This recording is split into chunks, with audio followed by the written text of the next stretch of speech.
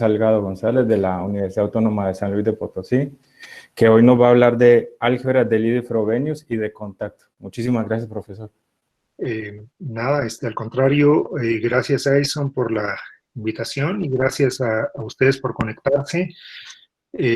Quizás lo primero que tengo que aclarar es lo que le escribí a Edison cuando me invitó, y es que no soy geómetra diferencial, aunque las cosas que hago con los colegas evidentemente intersectan plenamente a la geometría diferencial. Entonces,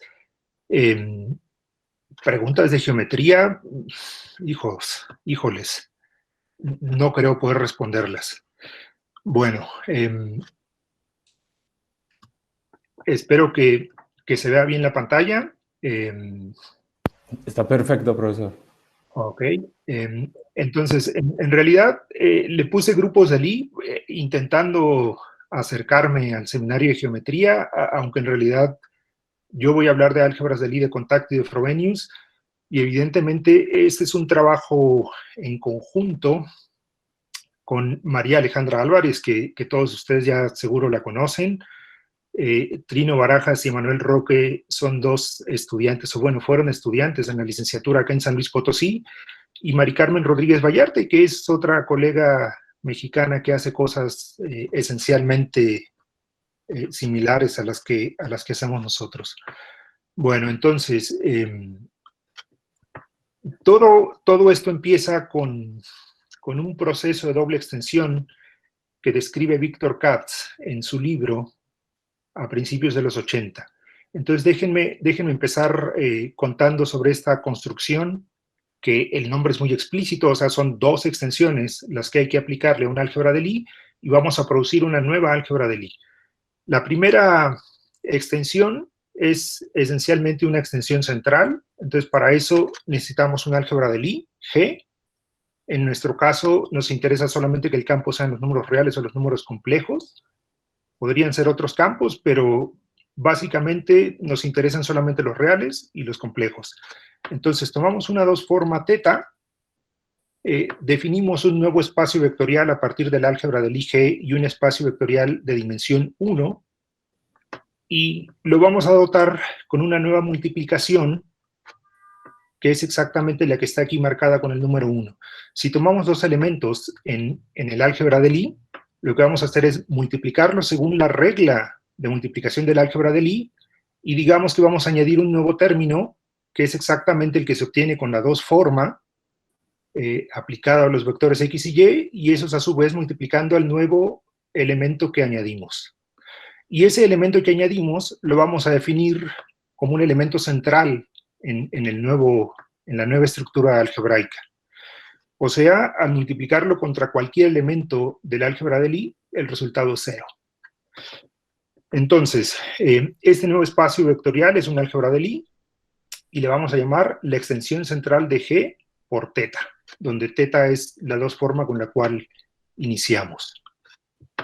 El siguiente paso de la doble extensión, o la segunda extensión, es la siguiente. Vamos a considerar el álgebra de derivaciones de la extensión central, vamos a considerar una derivación, y entonces ahora lo que vamos a hacer es la suma semidirecta de la álgebra de Lie abeliana de dimensión 1 generada por esa derivación con la extensión central. Y ahora el nuevo corchete en esta nueva álgebra de Lie es: si tengo dos elementos en la extensión central, pues multiplico, como les acabo de decir en la lámina anterior, y multiplicar la derivación contra cualquier elemento de la extensión central equivale a evaluar la derivación en el elemento. Y entonces, a esta nueva álgebra, que tiene dimensión 2 más que la original, le vamos a llamar la doble extensión de G por D y teta. Ok. En cada paso de este proceso se puede tener un perfecto control sobre lo que se está haciendo en el siguiente sentido. Se sabe desde finales de los 40, en un artículo clásico de Cheval y Eilenberg, que las extensiones centrales en realidad están codificadas por la segunda cohomología escalar del álgebra de Lie. En este caso, dos extensiones centrales resultan ser isomorfas si y solamente si los dos cociclos son cohomólogos.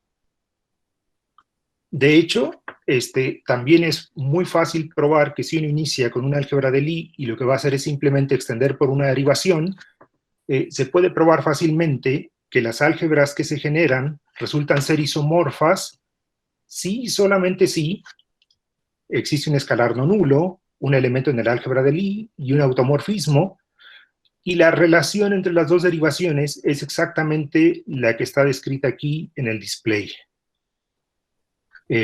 Una derivación tiene que ser conjugada por el automorfismo, uno puede quitar la adjunta del elemento, y luego todavía se puede multiplicar por ese escalar que no es cero. Aquí, G paréntesis D paréntesis, estoy denotando a la suma semidirecta de lo que se genera con esa derivación y el álgebra. Ahora, aunque en cada paso se tiene el control, desafortunadamente, lo primero que encuentra uno es que existen álgebras de Lie que no son isomorfas, y después de aplicarles el proceso de doble extensión, uno obtiene cosas isomorfas. Esto es algo bastante curioso, porque en cada paso se tiene un perfecto control, y sin embargo, después de hacer el proceso, resulta que no era tan preciso ese control. ¿Por qué uno ve este tipo de detalles? Pues, por ejemplo, las álgebras de Lie de dimensión 3, es fácil probar que toda álgebra de Lie de dimensión 3 tiene exactamente esta expresión G de D, o sea, es una álgebra de Lie de dimensión 2 más una derivación.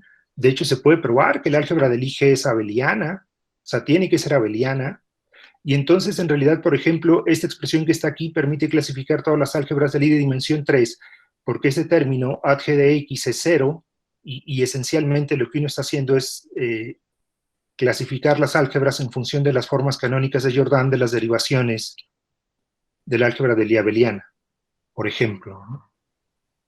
Bueno. Pasemos ya con las estructuras geométricas en las álgebras de Lie. Y sobre todo, el punto es que ahorita lo que quiero hacer es contar por qué se volvió relevante para nosotros el proceso de la doble extensión. Entonces, si tenemos una álgebra de Lie y una forma bilineal simétrica, vamos a decir que la forma es invariante o asociativa si satisface esta ecuación que está aquí. B, valuado en el corchete de los primeros dos elementos, coma, el tercero, es exactamente lo mismo que B, valuado en el primero, coma, corchete de los segundos. Cada vez que uno tiene una forma bilineal, lo usual es denotar al radical de la forma bilineal por rad B, y este es un subespacio que consta de todos los elementos que anulan completamente a la forma bilineal. O sea, B de X y es 0 para toda Y. Y también lo usual es decir que la forma bilineal es no degenerada si solamente si el radical es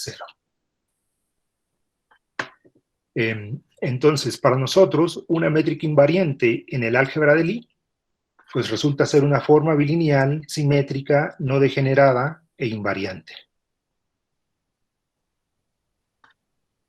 ¿Ok? Al par álgebra de Lie, métrica invariante en el álgebra, le vamos a llamar una álgebra de Lie cuadrática. Hay mucha terminología y claro, en función de a quién quieran leer y a qué tipo de público les interese llegar, se puede cambiar esta nomenclatura. Yo voy a usar esta convención de llamarle álgebra de Lie cuadrática y ya está.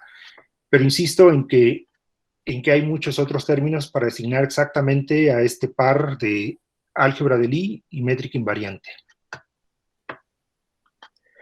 Bueno, una estructura simpléctica en una álgebra de Lie de dimensión par, pues va a ser una forma bilineal antisimétrica y no degenerada, que además cumple la condición de que su derivada exterior es 0.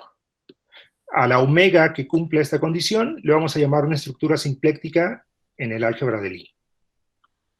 Y vamos a decir que el álgebra de Lie es de Frobenius, o simpléctica exacta, si podemos encontrar una unoforma phi de tal forma que omega es exactamente la derivada de phi. Y aquí voy a empezar a introducir otro poco de nomenclatura. En este caso, en el caso de que la forma simpléctica sea exacta, además voy a decir que omega es una forma de Kirillov del álgebra del Ig. Otra vez el por qué prefiero usar Frobenius y no simpléctica exacta, pues tiene que ver con la deformación algebrista y más adelante, cuando aparezca el autor que les puso este nombre, volveré a mencionar el porqué de Frobenius. Entonces, puedo tener álgebras de Lie cuadráticas, puedo tener álgebras de Lie simplécticas, o puedo tener álgebras de Lie de Frobenius. ¿Y por qué interesa el proceso de la doble extensión de Victor Katz? Ah, no, falta una definición más. Las álgebras de Lie de contacto. Una álgebra de Lie de dimensión impar va a ser, o le vamos a llamar, una álgebra de Lie de contacto, si podemos encontrar una unoforma, de tal forma que el producto cuña de la unoforma con la derivada de phi a la n no sea cero. Y entonces, en ese caso, al par G phi le vamos a llamar una álgebra de Lie de contacto, y en este caso vamos a decir que phi es una estructura de contacto. Se sabe, por ejemplo, que prácticamente todas las álgebras de Lie de dimensión 3 son álgebras de Lie de contacto. O sea, si quitamos el álgebra de Lie abeliana, que en este caso la estoy denotando por A3, y quitamos el álgebra de Lie Q1, que es esta álgebra de Lie definida de esta forma, entonces todas esas álgebras son álgebras de Lie de contacto. Ok, entonces ahora sí, ¿por qué era relevante o por qué es relevante para nosotros el proceso de doble extensión? Pues porque Victor Katz, a principios de los 80s, prueba, en realidad lo enuncia como ejercicio en su libro, pero digo, pues es un teorema relevante, entonces yo prefiero ponerle teorema y no ejercicio 1. Lo que prueba es lo siguiente, que si tiene una álgebra de Lie soluble cuadrática, entonces solamente hay dos opciones. O G se puede descomponer como una suma directa ortogonal de un ideal cuadrático de codimensión 1 y un ideal cuadrático de dimensión 1, o sea, que o es descomponible, y si no es descomponible, entonces pide probar que forzosamente se construye como una doble extensión por un par hiperbólico de una álgebra de Lie soluble cuadrática de codimensión 2. Entonces, esos dos ejercicios que aparecen en el libro de Victor Katz son cruciales. Todas las álgebras de Lie solubles cuadráticas indescomponibles son una doble extensión por un par hiperbólico de una álgebra de Lie soluble cuadrática de codimensión 2. A mediados de los 80s, Alberto Medina y Philippe Rebois, enuncian el teorema de manera completamente general. ¿Qué es lo que prueban ellos? Pues que, dada una álgebra de Lie cuadrática que sea indescomponible, entonces forzosamente se puede obtener como una doble extensión de una álgebra de Lie cuadrática y un subespacio adecuado. La diferencia entre el teorema de Katz y el teorema de Medina y Rebois es que el ideal minimal con el cual se inicia la construcción, en el caso general, no tiene por qué ser necesariamente de dimensión 1, mientras que en el caso soluble siempre tiene que ser de dimensión 1.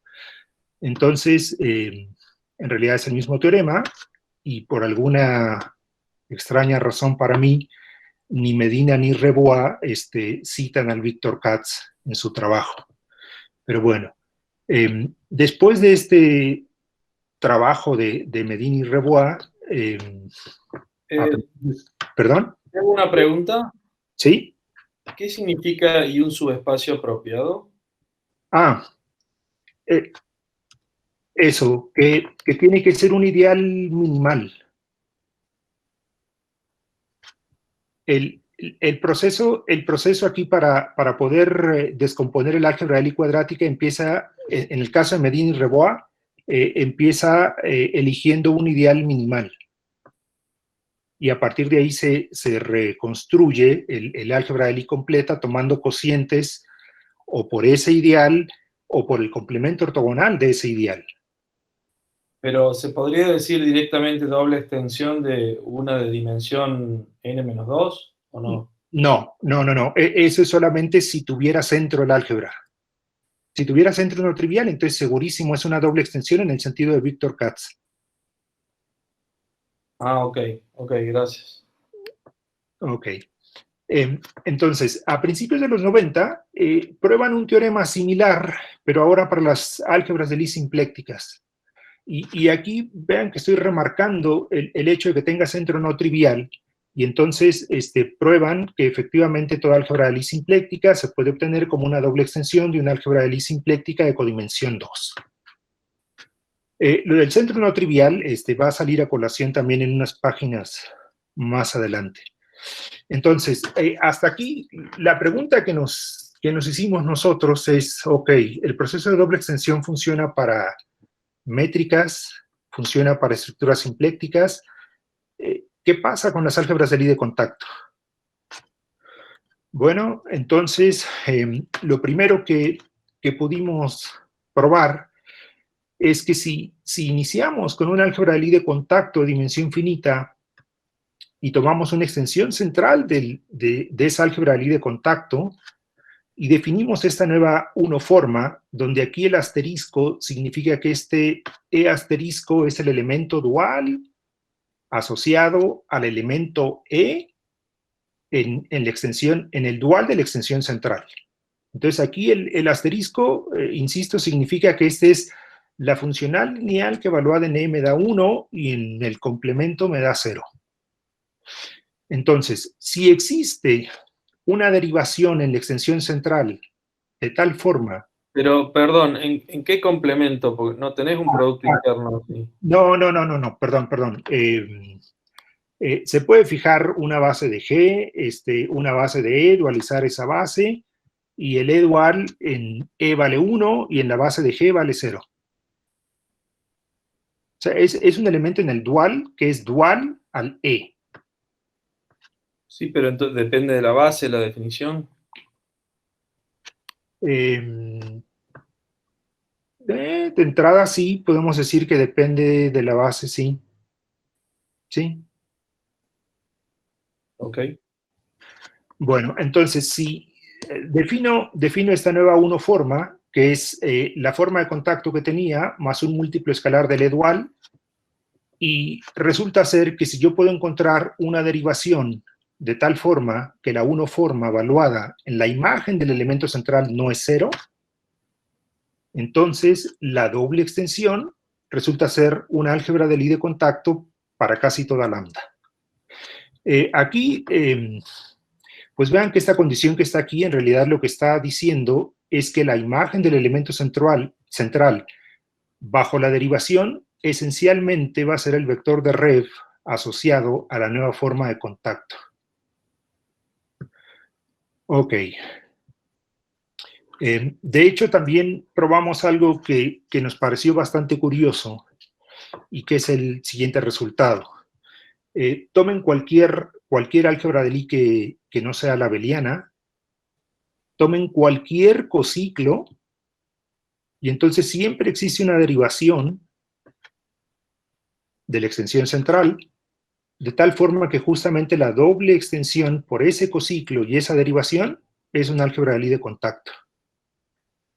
Y cuando el álgebra de Lie es la abeliana, lo que hay que pedir para que exista siempre esta derivación es que el cociclo que se tomó no sea un cociclo trivial.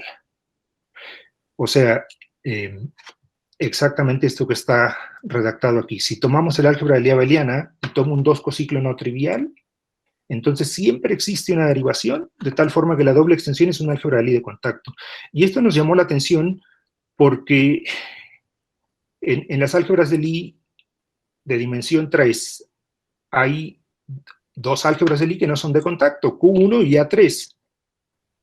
Pero resulta que uno puede construirse dobles extensiones de esas álgebras que no son de contacto y uno obtiene álgebras de Lie que sí son de contacto. Ahora, ¿por qué menciono todo todo esto? Pues porque en principio la idea es clasificar ese tipo de estructuras en las álgebras de Lie. Pero estos ejemplos ya dice que el problema no puede ser tan simple y que no va a ser nada sencillo clasificar ese tipo de estructuras. Bueno, entonces, el proceso de doble extensión, insisto, permite pasar, bajo una cierta condición, de álgebras de Lie de contacto a álgebras de Lie de contacto. Pero también permite pasar de álgebras de Lie que no son de contacto a álgebras de Lie que sí son de contacto. Y, peor aún, hay álgebras de Lie de contacto que no se pueden expresar como una doble expresión de una álgebra de Lie de contacto. Por ejemplo, esta notación, ahorita no recuerdo qué autor es el que la fijó, pero bueno, el ABA... ¿Podrías recordar la definición de álgebra de Lie de contacto? Sí, por supuesto. Aquí está. Tiene que existir una forma, de tal forma... Bien, gracias, sí. O sea, el corchete participa ahí en la diferencial. Exacto. Bien. Okay, gracias. Entonces les decía, no recuerdo qué autor fue el que puso esta notación. Bueno, el A y B son parámetros en el álgebra de Lie, 5 es la dimensión del álgebra, y el 35 es porque es la 35 en su lista. Pero bueno, entonces, el punto es que esa es una álgebra de Lie de dimensión 5, es indescomponible en el sentido de que no se puede descomponer como suma de dos álgebras más pequeñas, como suma directa. El centro es trivial, es una álgebra de Lie que es de contacto y no se puede expresar como una doble extensión de una álgebra de Lie de contacto de dimensión 3. De hecho, después de analizar un poco el ejemplo, uno se puede dar cuenta que este ejemplo tiene esta estructura, o sea, es una álgebra de Lie abeliana, suma semidirecta, otra álgebra de Lie abeliana, la diferencia es 1, y se puede generalizar a un ejemplo de este estilo, en donde ahora esta nueva álgebra de Lie de dimensión 4n más 1 vuelve a ser de contacto y sin embargo no puede ser expresada como una doble extensión de una álgebra de Lie de contacto de codimensión 2. Entonces, hay muchos ejemplos de álgebras de Lie de contacto que no se pueden escribir como dobles extensiones de álgebras de Lie de contacto de codimensión 2. Ok. Ya un poco después de eso y de seguir viendo que el proceso de doble extensión funcionaba muy bien cuando las álgebras de Lie tienen centro, entonces la pregunta es si había alguna familia de álgebras de Lie de contacto en el que sí pudiéramos expresarlas completamente con el proceso de doble extensión.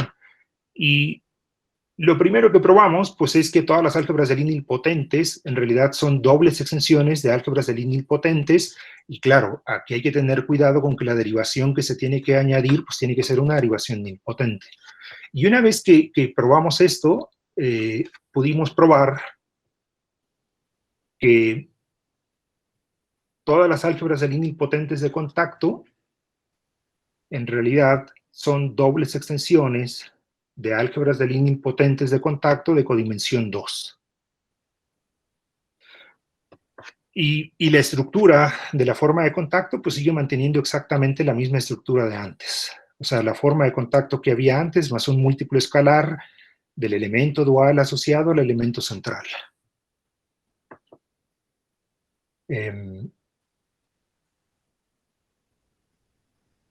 Ok. Una consecuencia directa de ese teorema, pues es que en realidad la clase de las álgebras de Lie nilpotentes se puede obtener a partir del álgebra de Lie de Heisenberg de dimensión 3 y un número finito de procesos de doble extensión. O sea, basta con conocer el álgebra de Lie de Heisenberg, empezar a hacer extensiones centrales del álgebra de Lie de Heisenberg y construirse las derivaciones para construirse todas las álgebras de Lie nilpotentes de la dimensión que quieran. Es un montonal de trabajo eso, porque la segunda cohomología de los Heisenberg empieza a crecer terriblemente. O sea, este proceso permite construir y saber qué está ocurriendo, pero es muchísimo trabajo. Bueno, curiosamente también a la hora de entender exactamente la demostración del teorema anterior y este corolario, pudimos dar, por ejemplo, una demostración alternativa de este resultado que enunciaron Michel Gosse y Elisabeth Rehm, en el sentido de que las álgebras de Lie nilpotentes, en las álgebras de Lie nilpotentes es equivalente el ser de contacto y el ser una extensión central de una álgebra de Lie nilpotente que es simpléctica. Bueno, ok. Déjenme hablar ahora un poco de las álgebras de Lie de Frobenius y déjenme cambiar un poco la definición original introduciendo esta nueva notación. Voy a decir ahora que la álgebra de Lie es de Frobenius si existe una forma de tal manera que su forma de Kirchhoff asociada es no degenerada. La primera observación así inmediata es que en las álgebras de Lie que son Frobenius, el centro tiene que ser 0. Si hubiera un elemento en el centro, por ejemplo esta X que estoy señalando aquí con la manita, esto tendría que ser 0 para toda y entonces la B-phi tendría radical distinto de 0, por lo tanto esto degenera. Entonces claramente ninguna álgebra de Lie con centro puede ser de Frobenius, en particular ninguna nilpotente.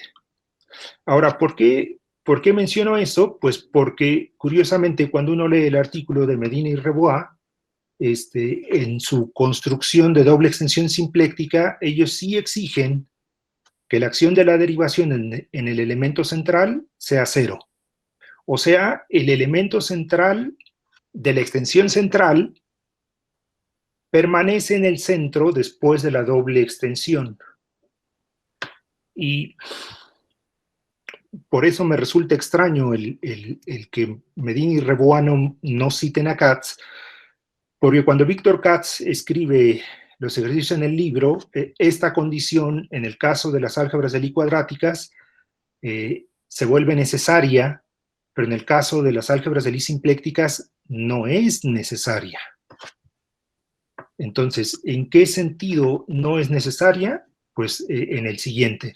Si empezamos con una álgebra de Lie de Frobenius y tomamos una extensión central por un 2 cociclo y definimos esta nueva unoforma en el dual de la extensión central, si existe una derivación de tal forma que esta condición se cumple, entonces estamos ante la presencia de una álgebra de Lie de Frobenius que es simplemente la doble extensión de G por el 2 cociclo teta y por la derivación D.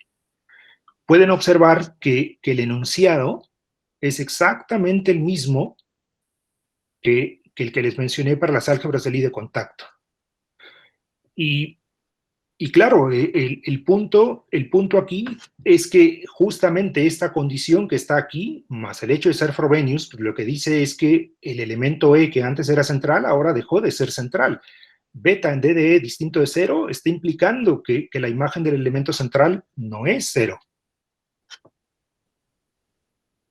Bueno, ahora sí déjenme pasar ya un poco más a las semejanzas entre las álgebras de Lie de contacto y las álgebras de Lie de Frobenius. El par G-phi va a denotar una álgebra de Lie de contacto o una álgebra de Lie de Frobenius.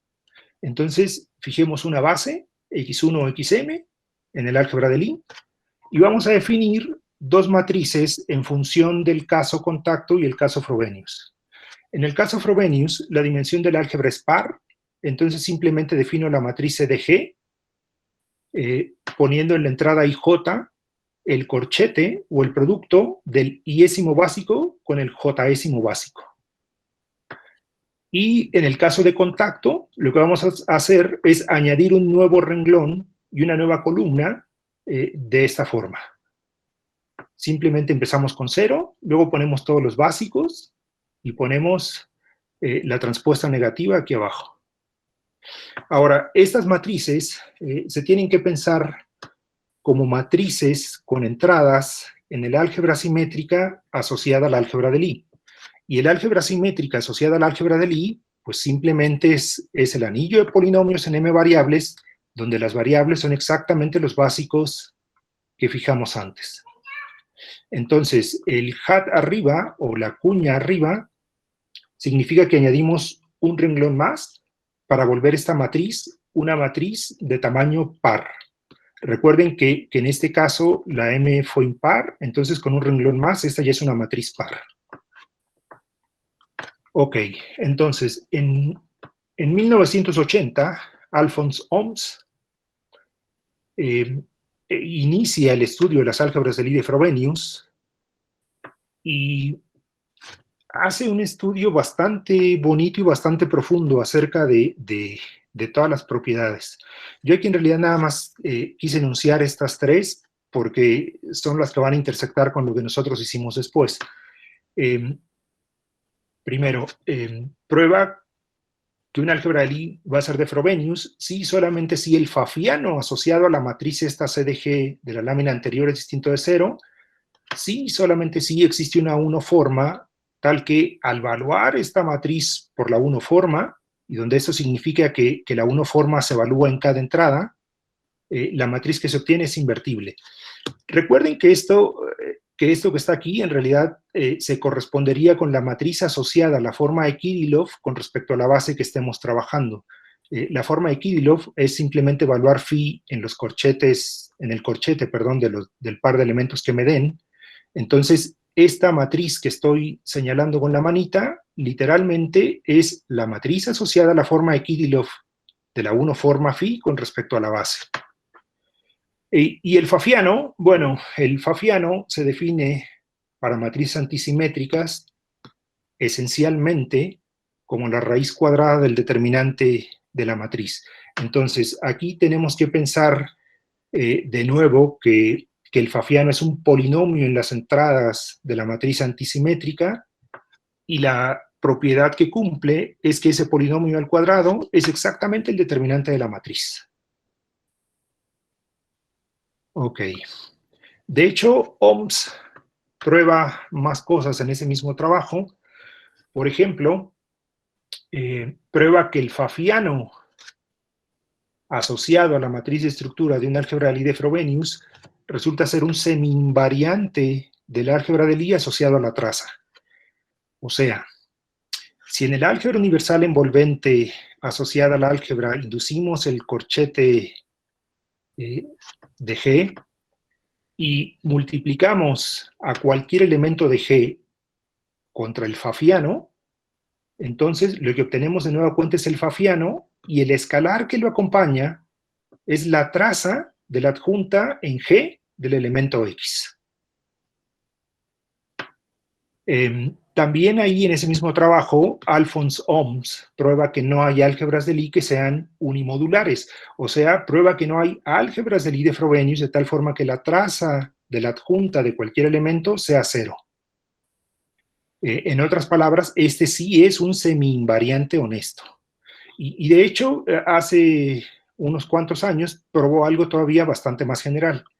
Lo que probó es que si se inicia con un álgebra de Lie H y existe un toro split del álgebra, es decir, una subálgebra abeliana de las derivaciones formada por derivaciones semisimples, y resulta que la suma semidirecta de ese toro con el álgebra es un álgebra de Lie de Frobenius, entonces los factores irreducibles del fafiano generan toda el álgebra de semi-invariantes del álgebra de Lie.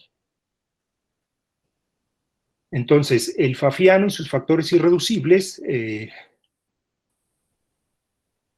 los factores irreducibles del fafiano generan toda el álgebra de semi-invariantes del álgebra de Lie H. Ok, entonces, ¿qué se puede decir en el caso de las álgebras de Lie de contacto? Bueno, probamos y vean que el teorema lo estoy enunciando exactamente igual que en el caso anterior del teorema de Ohms, nosotros probamos que efectivamente son equivalentes tener un álgebra de Lie de contacto, que el fafiano asociado a C con la cuña arriba no puede ser 0, y que exista 1 a 1 forma tal que la matriz asociada, después de evaluar, sea invertible.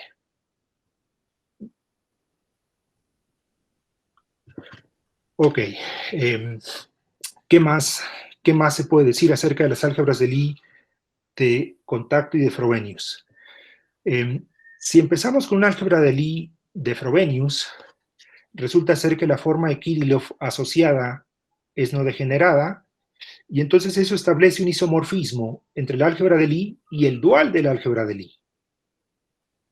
Dado que todo esto inició con una 1 forma, tiene que existir un único elemento, aquí denotado por X sub P, de tal forma que bajo este isomorfismo, su imagen es exactamente la 1 forma con la cual estamos iniciando. Entonces, a este elemento se le llama el elemento principal del álgebra de Lie, asociado a la 1 forma o a la estructura de Frobenius, phi. Y es muy simple hacer notar que después de esta definición y de esta condición que está aquí, esta ecuación se puede reescribir exactamente de esta forma. Phi composición con el AD del elemento principal vuelve a dejar phi. Cuando vimos esta ecuación, pues se nos ocurrió dar la siguiente definición. Vamos a decir que tenemos un álgebra de Lie, ya sea de contacto o de Frobenius, y una derivación. La derivación se va a llamar una derivación principal si cumple exactamente esta ecuación que está aquí, que es exactamente la que cumple la adjunta del elemento principal asociado a la phi, cuando phi es una estructura de Frobenius en el álgebra de Lie. Entonces, el conjunto de derivaciones principales lo vamos a denotar por der sub phi de g, y no es un espacio vectorial, pero tiene una estructura afín, y la estructura afín que tiene es esta que está descrita aquí. O sea, las derivaciones principales se obtienen a partir de una derivación principal más las derivaciones que mandan g en el kernel de phi. Las derivaciones que mandan g en el kernel de phi, pues la ecuación que cumplen es esta ecuación que está aquí. Phi composición con d tiene que ser igual a 0.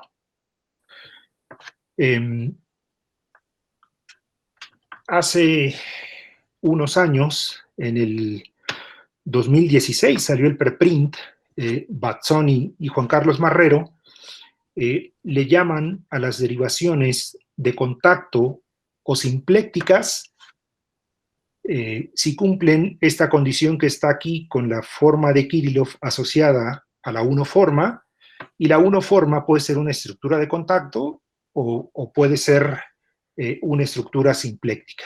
Entonces, observen que esta ecuación phi composición con d o d composición con phi igual a 0 equivale exactamente a tener esta expresión que está aquí. Ok, ¿por qué nos llamó la atención? ¿Por qué nos llamó la atención esta ecuación? Antes de decirles exactamente por qué nos llamó la atención. Primero, si estamos trabajando con un álgebra de Lie de Frobenius, se puede probar que siempre existen derivaciones principales. O sea, el conjunto de derivaciones principales es no vacío. Si uno empieza trabajando con álgebras de Lie de contacto, puede ser que las derivaciones principales no existan, pero las derivaciones que mandan g en el kernel de phi siempre es un conjunto no vacío. Entonces, ahora sí, ¿por qué nos interesó el punto este de las derivaciones principales? Bueno, porque si iniciamos con un álgebra de Lie de contacto, respectivamente de Frobenius, y tenemos una derivación principal, entonces la extensión por esa derivación del álgebra de Lie pasa a ser ahora un álgebra de Lie de Frobenius, respectivamente de contacto. Entonces, las derivaciones principales nos permiten pasar de una estructura de contacto a una estructura de Frobenius, y de una estructura de Frobenius a una estructura de contacto. Entonces, claro, al inicio, cuando no teníamos claro lo que estaba pasando, creíamos que eran equivalentes las dos clases de álgebras de Lie, porque si uno supone la existencia de la derivación, puede pasar, insisto, de contacto a Frobenius y de Frobenius a contacto. Pero como les acabo de mencionar en una lámina anterior, hay álgebras de Lie de contactos para los cuales el conjunto de derivaciones principales es vacío. Entonces, hay álgebras de Lie de contacto que no se pueden meter como un ideal en álgebras de Lie de Frobenius. Por lo tanto, ¿son equivalentes las dos clases de álgebras de Lie? No, no son equivalentes.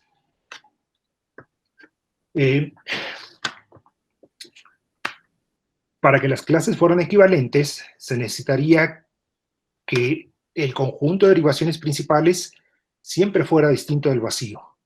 Y que además, si empiezo con un álgebra de Lie de contacto, se tendría que existir un ideal de codimensión 1 que sea de Frobenius, y viceversa.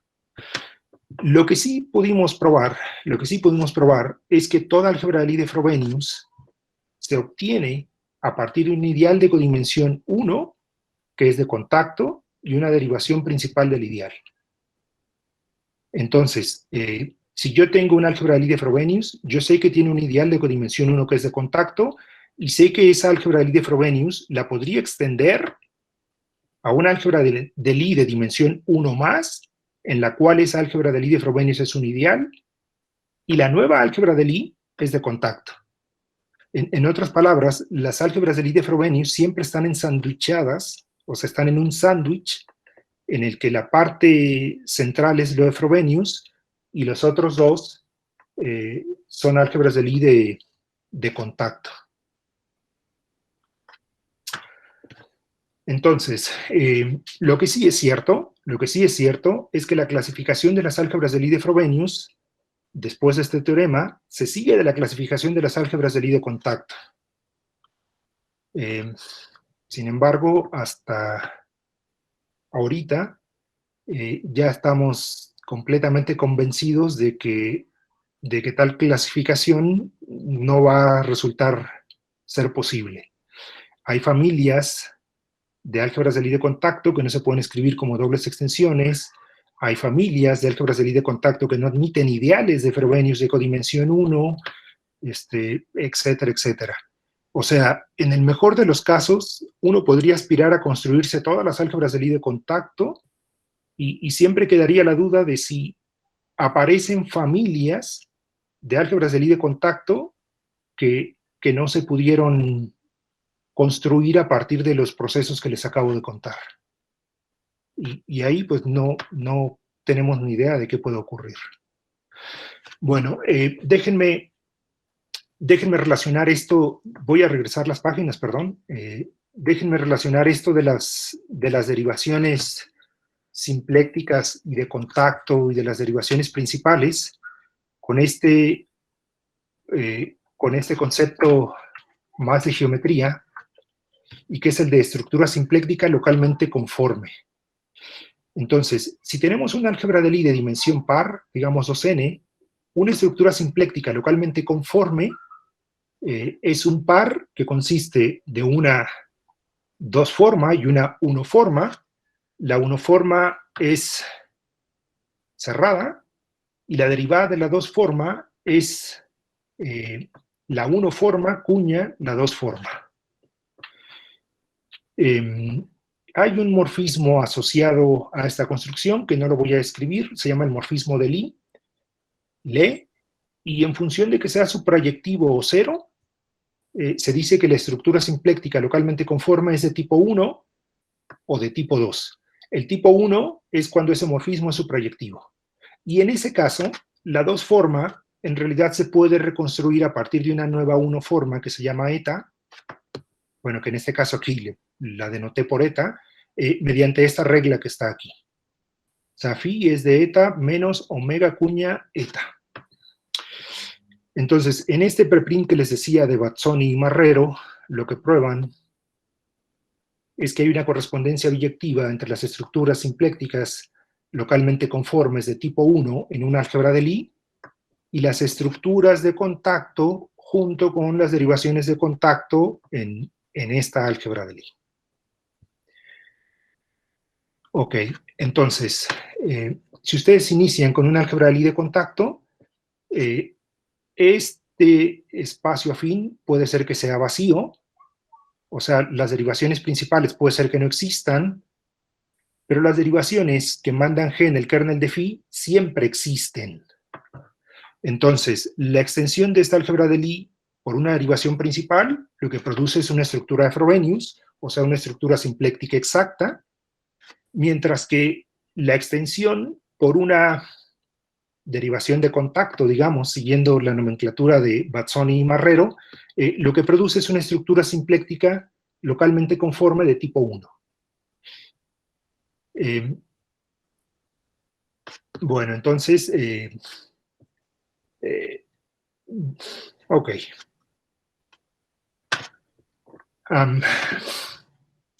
¿Qué otra similitud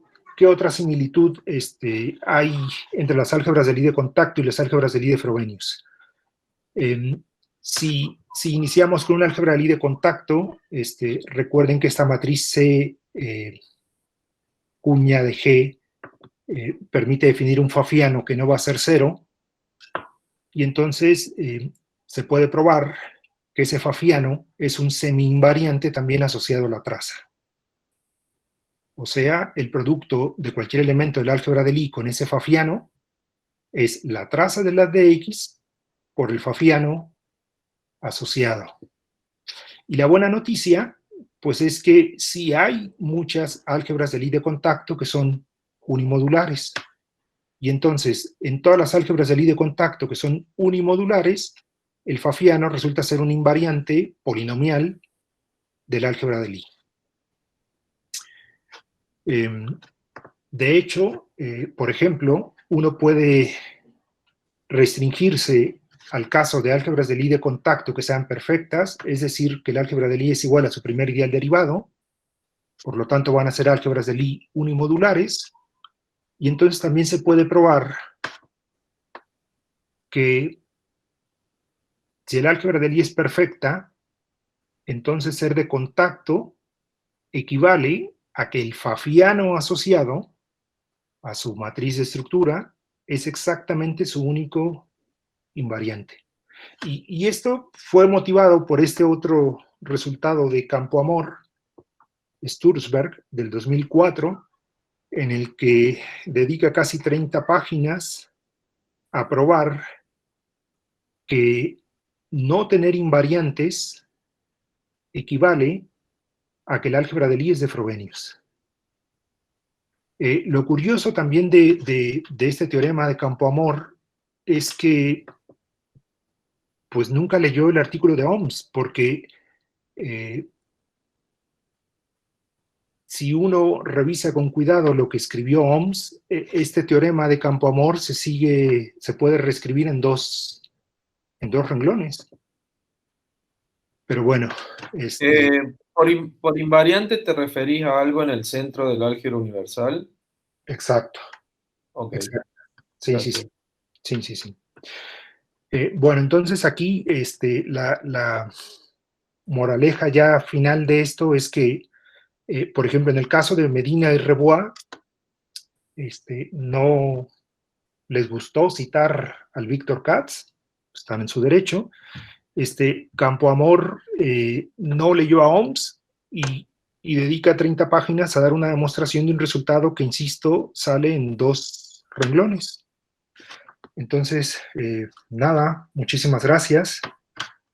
Y esta es la bibliografía, por si alguien quiere checarlo.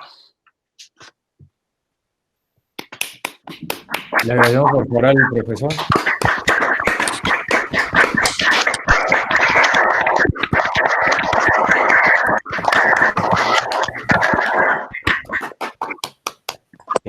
¿Preguntas o comentarios? Sí, bueno, si no hay más preguntas, le podemos por favor agradecer nuevamente al profesor Gil Salgado.